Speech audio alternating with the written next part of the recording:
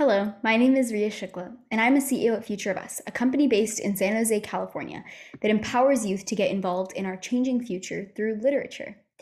Just a few months ago, as many of you know, the first commercial flight out of our atmosphere was launched, Blue Origin's flight with Jeff Bezos in space. But what I was shocked to find out was that an 18-year-old physics student was launched into space alongside him. He was one of a couple dozen people to have ever seen the Earth from the outside, not to mention at 18. Now, the insights that someone who has experienced something like this might have gained is incomparable. His understanding of the world around him and physics is, well, just that. When we see global issues like climate change, the pandemic, racism, the start to problem solving looks something like this. And thanks to the times, sometimes even some women. But if we want to solve the problems of today with the solutions of tomorrow, we have to start by involving youth. That kind of out-of-world experience brought me to my concern. Why is it that all youth aren't as able to be part of the bigger conversations and get a seat at the table regarding our uncertain future? And no, we don't all have to spend $28 million to do it. That was just one example. Our international population is 42% people under the age of 25. That's significant. We should want to hear from the people who are truly going to live in the designed future, and it's important to have youth get a say in the world they want to create. While youth are inexperienced, we're young. But rather than a seemingly disadvantage, having less experience allows us to dream a little bigger. It allows us to see past rationale, and our imagination is significantly less limited. We are inclusive, empowered, and we bring a different way of thinking to the table. So every corporate company or institution who involves youth in the conversation is allowing themselves a greater breadth of possibility. Why have a teen at the table? Assistant Secretary General at UN-DESA and UN Chief Economist Elliot Harris said, "The latest UN-DESA's youth report is clear. Young people have the potential to save the world. All we have to do is let them do just that, and that means giving them a fair shot." We are the first generation to have grown up in a world that already had computers and phones. We don't know of one without it. Corporate leaders have seen life before the tool, and they are limited by that. That's the difference. Our generation is one where our phones are our third hands. Our computers are our teachers, our food programmers code. We communicate not with talk of tongue, but rather pixels on a screen. Our generation is connected and impressed by these machines. Now, that poem might have seemed a little random, but all this technology, and thanks to today's media coverage, spreading information has been easier than ever, and our number of resources and access to them is outstanding. It's our greatest advantage because we live in a world that has been more connected than ever before. We are able to begin solving world crises at a much younger age. But we need the experience and the wisdom of the generations before us. We just ask for a platform to share our voice. Now, I'm not saying that there aren't things already that exist that involve youth in the conversation. For example, the International Congress for Youth Voices or the United Nations for Youth. But we need to make it far more common due to its clear and immense success. Let's take a look at Intel's International Science and Engineering Fair. The ISEF competition takes the top youth scientists from around the world and has the largest science fair to determine scholarship winners based on their solutions for big world issues. Having kids solve the issues of today with solutions of tomorrow starts right here. And it has worked for over 70 years. Intel's competition has led to incredible breakthroughs like improving the diagnosis and curing of melanoma, Alzheimer's, and even cancer, all done by teens. Adults are already going to youth for the answers, and it was clear through Intel's fair. But it's just not mainstream enough. I wanted to put these thoughts into play, and my journey simply stemmed from this curiosity. And I've firsthand gotten to experience the power of today's youth and their impact. In 2019, I watched a technology conference in New York City called Imagine.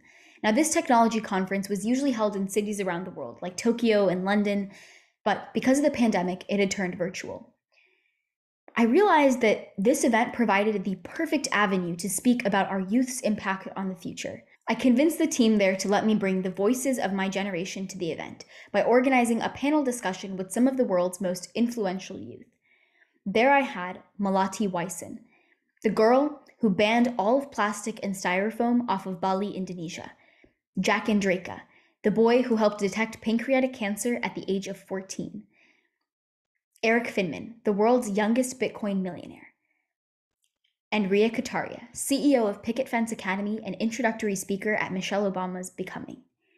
From each, I learned about a wide range of topics, everywhere from climate change to political activism to medicine and technology, really breaking down and understanding the future in some of these fields. Now, this panel was broadcasted to over 1 million people, and the insights I got were outstanding. In comparison to a business executive, the answers I got weren't coming from linear research. It was just imagination turned alive. All under the age of 20.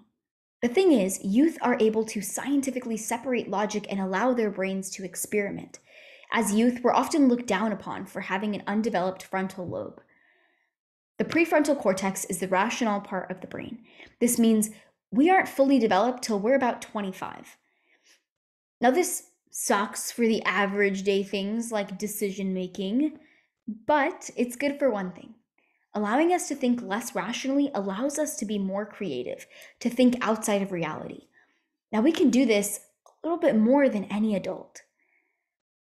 And this form of creativity, one that is far less obstructed, is valuable at the larger scale. Teens today are ready to get proactive now more than ever. Brings me to my next reason. We are directly impacted by issues. Take the school shootings across America. It's not something that's happening to adults, and the walkouts and the protests showed that youth were ready to take a stand. Students around the world are more ready to use their voice, and we saw that when nearly 1 million students walked out of their classrooms in protest. We saw it again with the Black Lives Matter movement around the nation. We are directly affected by global issues like gun control, climate change, racism, and so many more. But this has been true for generations before us.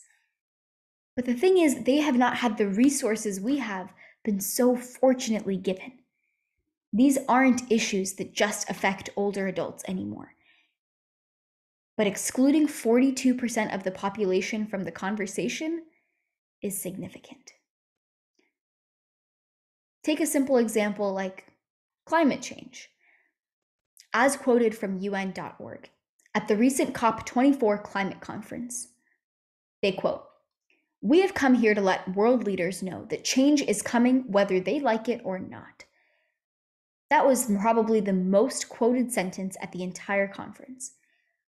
But it was not uttered by the UN Secretary General nor by any of the heads of state and government, but by a 15-year-old from Sweden, Greta Thunberg. Greta repaved the way for youth taking advantage of their voice and forcing themselves a seat at the discussions for our future. But Greta is not alone. Malala and Parkland shooting survivors are just to name a few. So far, we've had to fight for representation. And it's more important now than ever that every institution looks to gain and receive input from our generation. Today, we're all here to talk about advancement and discovery. But today is entirely different from advancement and discovery 50 years ago. And it's time we took advantage of that. It's time we allow our youth to openly bring their perspective to the table. Their insight could change the way that we approach issues. We are ready to use our voice. And so when we're trying to solve the world's issues, we have to start by bringing a teen to the table. Our access to knowledge and stimulus is what sets us apart. Every generation before us would have wanted to do the same thing, but we are uniquely positioned because of our access to them, and that's what we can bring. Take Isaac Newton, Einstein, Galilei, Aristotle, and Pascal. All started their work to change the world as just a teen. But today, the systems in place to shape issues in the world is more connected.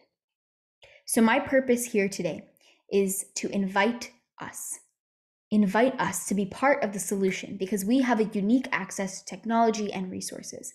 My TEDx is not informational, but rather an ask.